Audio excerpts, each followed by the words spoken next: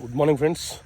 నేను అడ్వకేట్ శ్రీనివాస్ చౌహాన్. మిత్రులారా, ఒక కుటుంబంలో తల్లిదండ్రులు ఇద్దరు చనిపోయారు. వాళ్ళకి ఒక కొడుకు, ఒక కూతురు.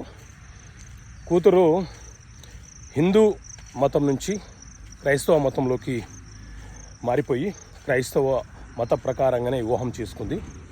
అయితే తల్లిదండ్రులు ఇద్దరు చనిపోయిన తర్వాత ఆ కూతురు అదే ఊరిలో ఉంటూ ప్రభుత్వంలో కాంట్రాక్ట్ ఉద్యోగినిగా పనిచేస్తుంది.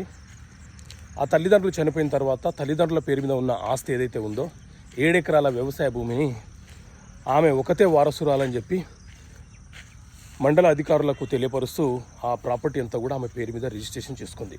ఆ తర్వాత కొన్ని రోజులకు ఆమె యొక్క సోదరుడు వచ్చి చూశాడు. ఇప్పుడు ఏం చేయాలి? అయితే మన దేశంలో హిందూ వారసత్వపు చట్టం అమల్లో ఉంది. ఈ చట్టంలోని సెక్షన్ 26 ప్రకారంగా హిందూ మతంలో నుంచి వేరే మతంలోకి